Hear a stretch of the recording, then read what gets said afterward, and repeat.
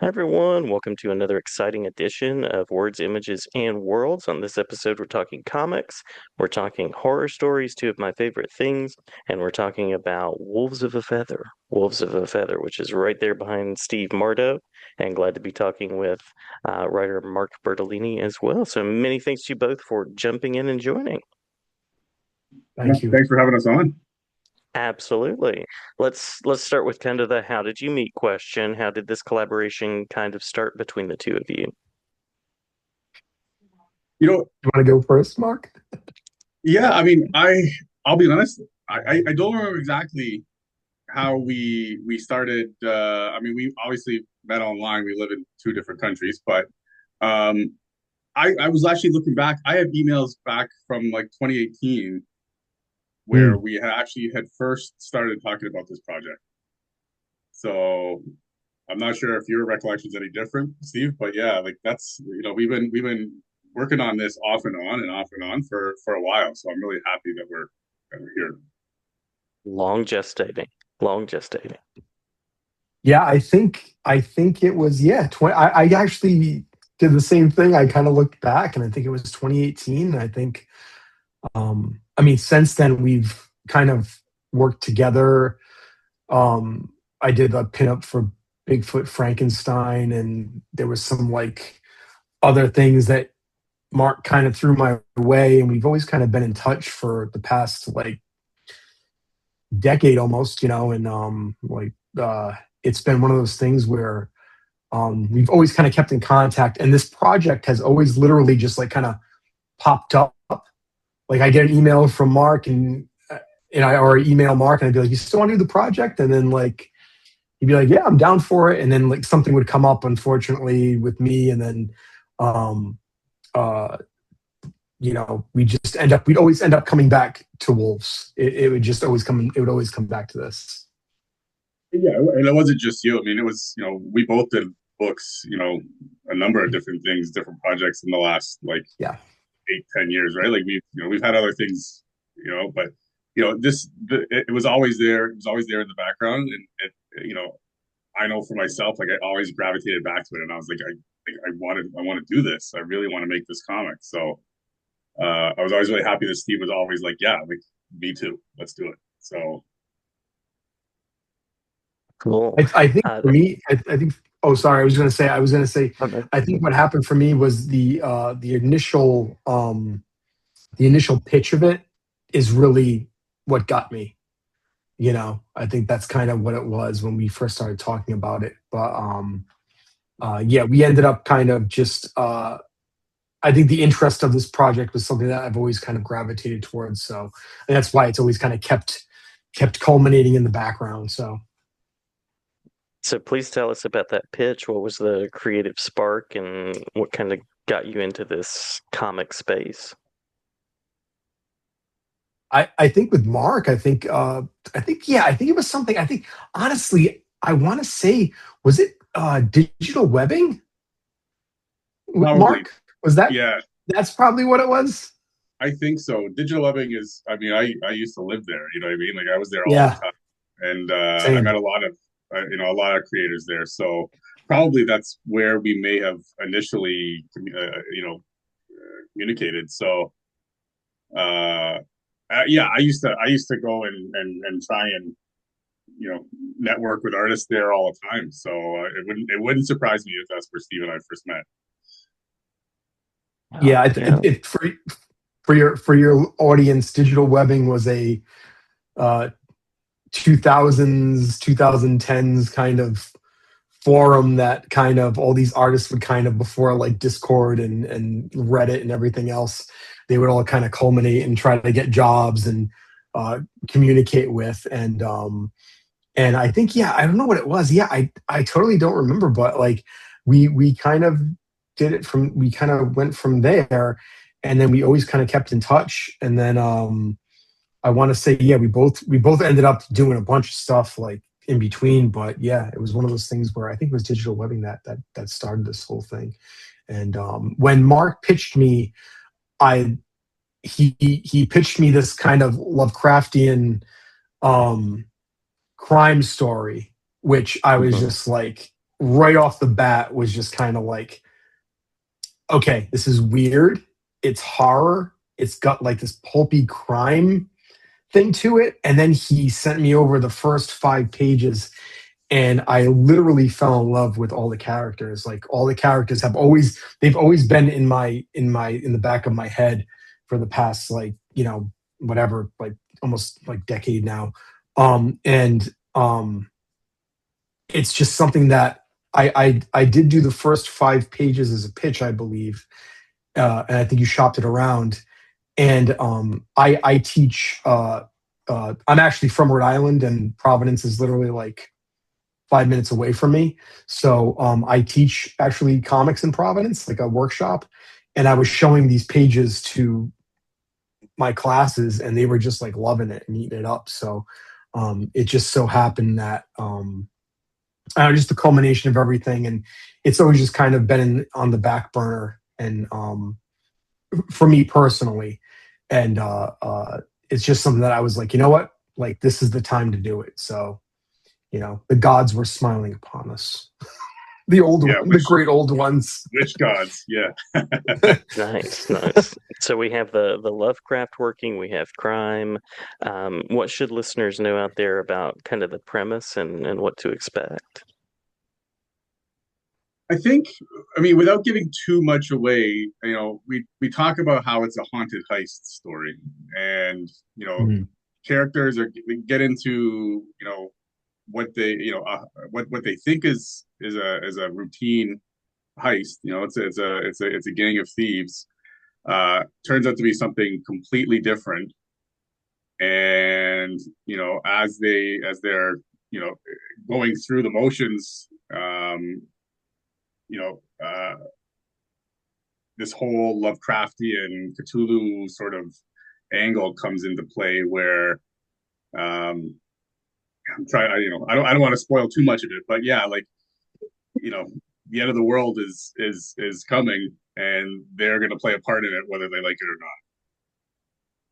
Cool, cool. Yeah, definitely teasing those elements. Very nice. And what is it about horror? What attracted you both to horror?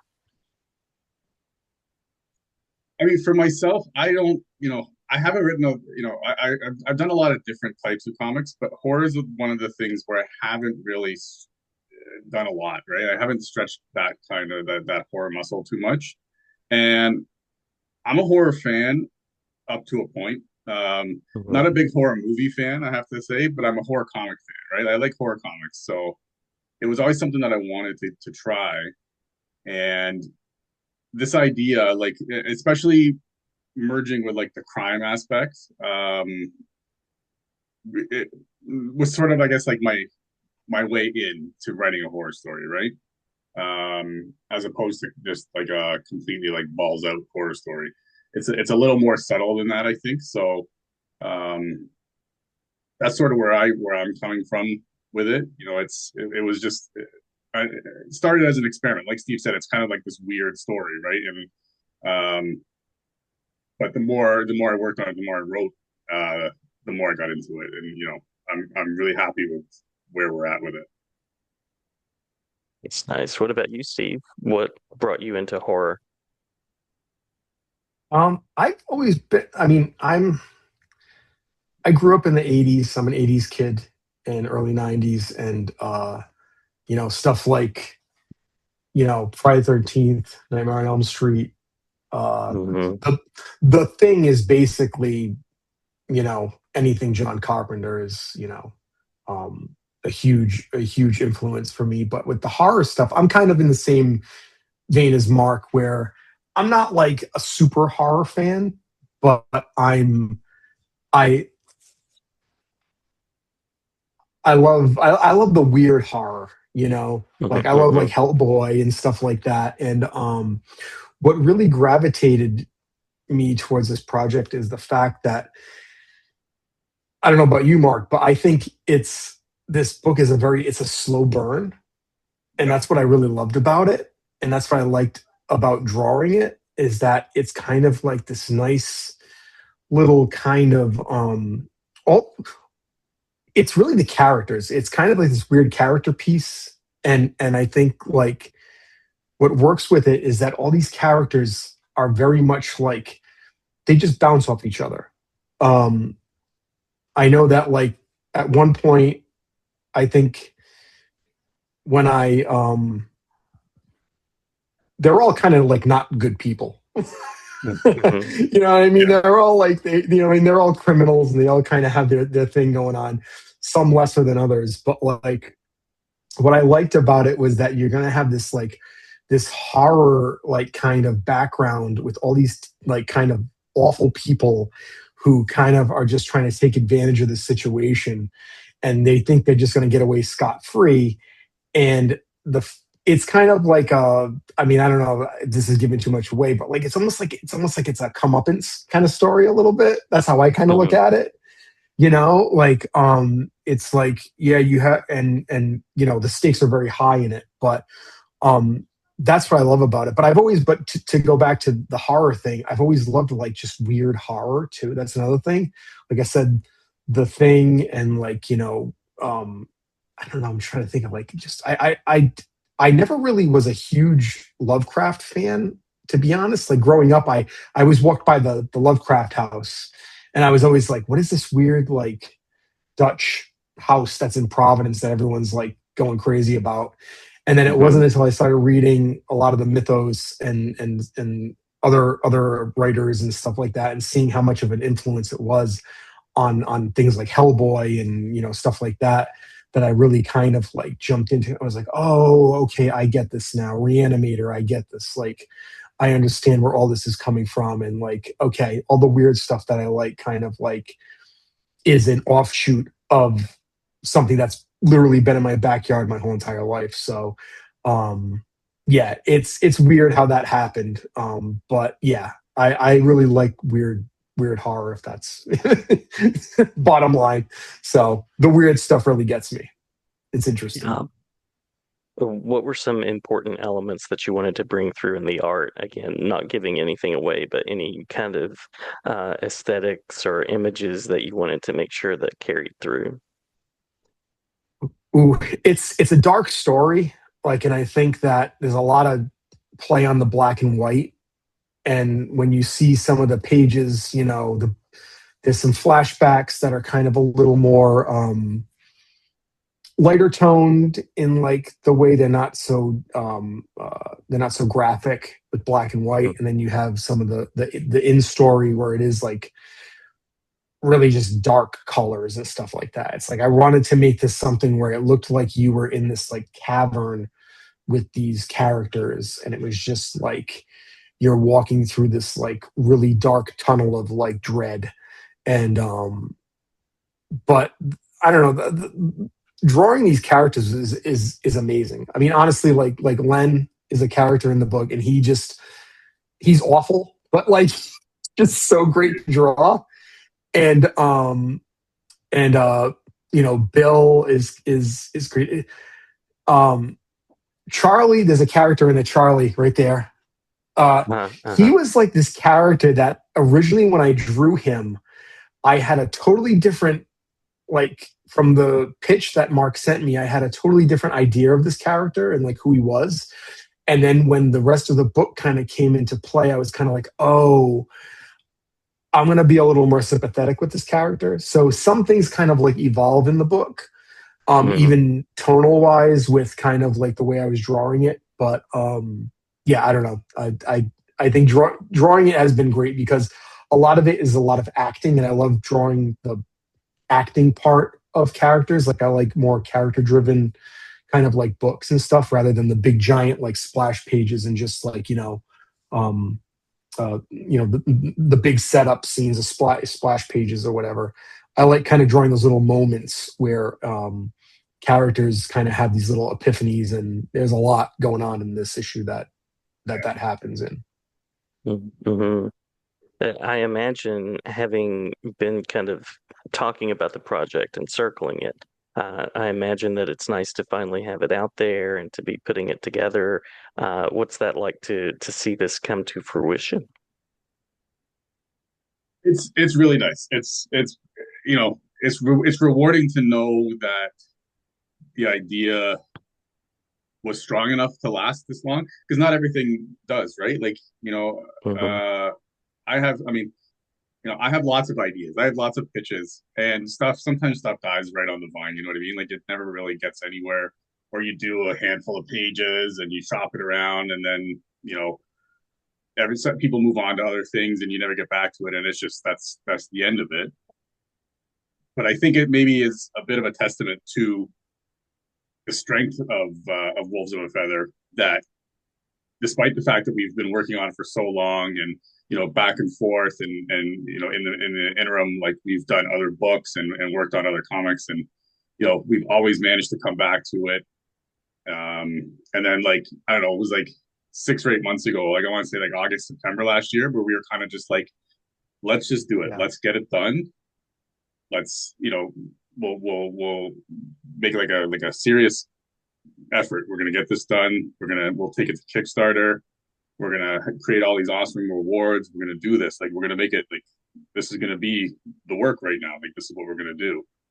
And yeah, so it's really nice just to have it at the point that it's at now. Like, that people can actually order it. Like, you know what I mean? We could, like, that we're at that stage where we're at the audience interaction stage, which is nice. Yeah. Yeah. How has your collaboration grown and changed? How has that kind of developed between the two of you as you've worked? Oh, I, I know. For me, it's definitely we've definitely been a lot more closer with this, and kind of the back and forth was always something that I think in the past we kind of like I would email Mark and Mark would be working on some project, and I think we both kind of did something for. I was working for like, uh, um, I think a comic book publisher at the time, and both of us were kind of working for the publisher, and we both kind of had books out at the same time, and that was kind of a cool little collaborate like thing. Like, oh hey, I'm working on this for this, and you're working on that for the same publisher, and then like we both get into something, and we kind of like be silent, be radio silence for like a year or 6 months or whatever, and then we'd always come back. And so it was kind of like that for a while, but then when we kind of decided like let's just put this out, like let's do this. And I mean honestly not much in terms of like how everything is working out has changed. I don't think too much. I think like we've both kind of been on the same page as to we've both been doing this for so long that I think we kind of I mean honestly I think we both started at almost the same time, like working like and stuff, around like 2012, 2013 or something. We both kind of like started to really like take our careers to that level. And so I think we both kind of almost been on like a weird like pattern of like learning. I don't know, Mark, is that like kind of like Yeah, I for think you? I think so. Yeah, not. I mean, I haven't really thought about it that way, but yeah, now that you say it, like, yeah, I think it was. I mean, I think I had my first release in like 2012, like somewhere around there, right? Like, one of the things I actually put on our Kickstarter page is that this book is created by indie comics veterans, and Mm. it maybe sounds a little, I don't know, you know, I'm not trying, not that I want our heads to not fit through doors and stuff like that, but I feel like that's where we're there. Like we've Yeah. been doing work, like we've done the work. We have books, like there's books published with our names on them. You know what I mean? Like, when you're in this indie comic space, like that's the goal. You know what I mean? Like, Mm. yeah. Would I be happy if a movie producer came and said, I want to make Wolves of a Feather into this giant blockbuster? Absolutely. But that's not the goal. The goal is to get this comic into people's hands and have them read it and enjoy it. Mm. That's always the goal. Anything else is gravy, obviously, right? Mm. And just knowing that, like, in the last 10 years, like that we've been kind of banging away at this, we've done that, multiple times, both of us, right? So to get to this point where we're going to put this series out together, um, it's nice. It's a nice culmination, sort of you know this this ride that we've been on, right? Um, and Yeah. it's funny because right now too, like you ask about how our collaboration is. It's great because, but it's an interesting collaboration right now because I work nights and Steve works days. So he'll email me during the day. I'll get it at night. I'll email him. He'll get it the next day. Like we're like 12 hours separated from in our communication sometimes. So um, it's an interesting dynamic. But I mean, if the way I like to look at it is we have the whole day, 24 hours covered. So True. Yeah. Yeah. If I'm a listener and I want to find out more, you mentioned the Kickstarter space. Any other spaces that I should go to? Any places that you want to mention? No, I mean, I think both of our Instagrams, Steve Mardo Art, and I'm also it's Steve Mardo Art basically, Facebook, Instagram, all that. I've been obnoxiously promoting the book, um, almost I think a little bit, but we're like I said, we're trying to really get this out to the people who really want to see it, and I think that it's funny because like I know that for me personally, like what Mark was saying is that you don't want to like you want to kind of make this into something more than just oh, we got this little comic that we're putting out. I think like I said, like Mark said, we're not trying to like we're not our head like trying not to like blow our heads up and say our egos are inflated or whatever, but we both have done a lot of work in the past decade, and we both kind of um have put a lot of stuff out. I think this is a very tough industry, but I think we're kind of doing really well with it, and I think we're trying to promote the book as much as possible. But I know for me, it's Steve Mardo Art and on Instagram, Facebook. Uh, I'm not really on X or Twitter or whatever you call it now, but yeah, me just kind of like shamelessly promoting this thing. So because I really do, I truly believe this book is a really amazing story. Mark has something really special here, and I'm glad that I could be a part of it. So and shout out to Rick, our letterer, right, Mark? yeah, He did an yeah, amazing job. Yep. yeah. Rick Joseph, yeah, he's a fellow Canadian guy. He's from Ottawa, so I've worked with him a couple of times before. But yeah, he's great, and he's like Johnny on the spot. You know what I mean? When we need something done, like he's right in there. So yeah, definite shout out to him for sure. Lettering brings it all together. It's such an important component, and it makes or breaks. So, another great area of collaboration there. I think we got to talk about just a little bit about some of the rewards that you can get in the campaign. Yes. Yes.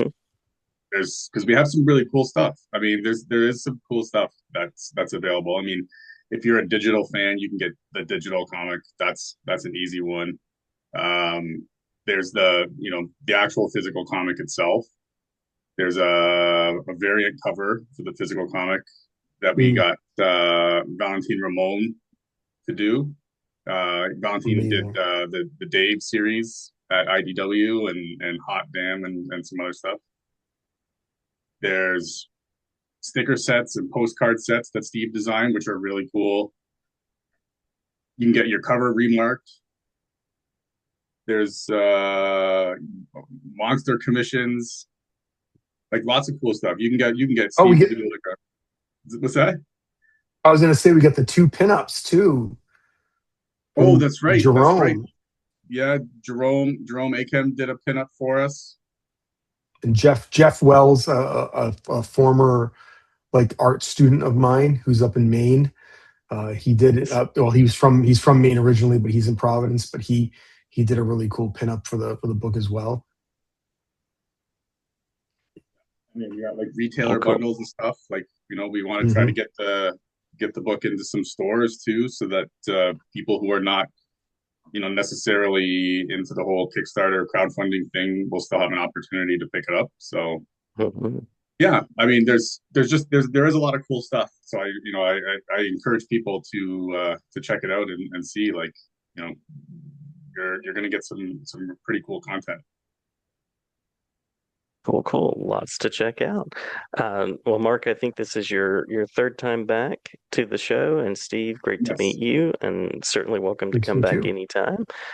Glad to be chatting horror and comics and storytelling and all the things, and looking forward to checking the book out. Awesome. Thanks very much, Jason. Absolutely. Yeah, thank you. Anytime.